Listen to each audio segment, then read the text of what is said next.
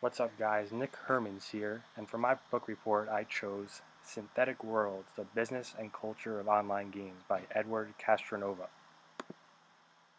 Just some background, the book was published in 2005, so it's a little bit outdated, but it still provided some great insight. And Castronova is an economist who had a vast interest in MMORPGs. He started writing about economies within these games just for fun, and then realized he gained a large following, so he decided to write a book about it, which is this book. It focuses on synthetic worlds, which I'll touch on in just a little bit, and its thesis was that 10 million people are currently playing these games and are affecting the real-world culture and the economy. So what is a synthetic world? As I said, think MMORPGs such as Ultima Online, EverQuest, Lineage, World of Warcraft, Second Life, Star Wars Galaxy, and think of things like quests, monsters, loot, resources. I'm sure many of you get the gist. MMORPGs are very popular today, so I don't want to get too much into detail.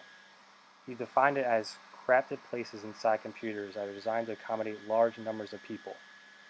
Inside these environments there are mods, which are the computer-controlled characters, and there are also user-controlled characters. You can choose your avatar at the beginning, and one of the main focuses is to level up your avatar and gain resources, or currency, in this virtual world. And these synthetic worlds must have an economy. So what is an economy?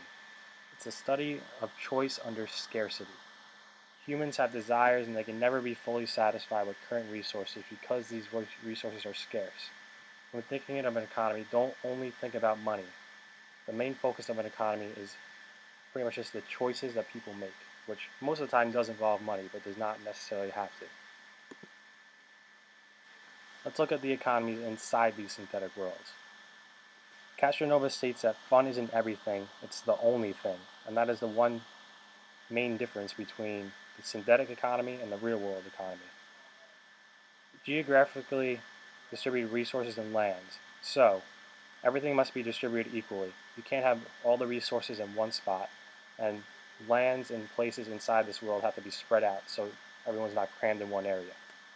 There also has to be a control of monthflation, which is inflation and deflation. There can't be too much money and there can't be too little money to control the buying power. And even the most powerful and rich players must have an incentive to buy and sell. So, people all the way at the top of the leaderboards, they still have to have an incentive to play this game.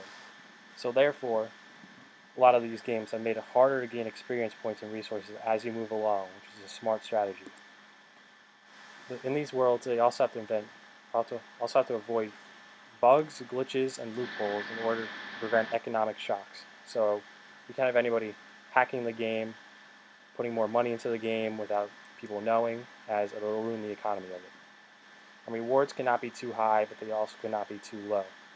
And this is earned through a combination of time and skill. So if you play a lot, you're more likely to be rewarded, and if you have high skill, you're also more likely to be rewarded. Effect on the real world.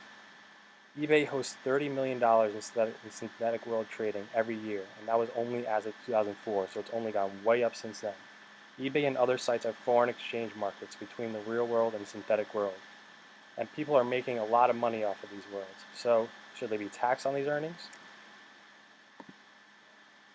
Some of his long-term predictions, he predicted that there will be a large increase in the number of MMORPG users, which is actually true. Predicted that toxic immersion may occur, which people voluntarily spend all of their time in a world that society claims is not good for you. So people could say that, oh, you shouldn't be playing in these synthetic worlds because it's not good for you, it's not the real world, you should be on Earth, which eventually down the line could cause a big problem.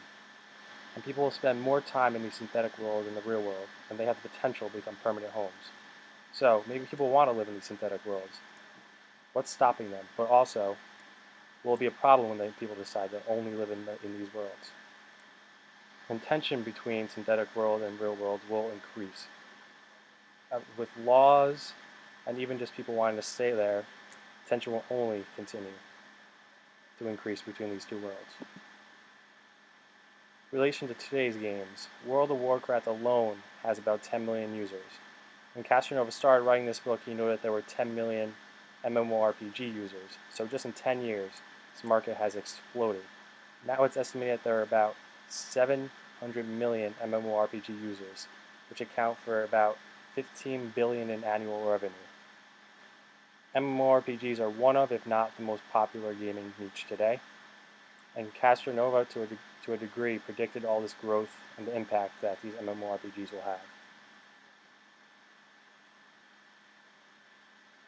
And lastly, Clash of Clans although it's just simply an MMO and does not include role-playing, I think this game perfectly follows Castronova's economic theories for synthetic worlds, and this is one of the main reasons why this game is so successful.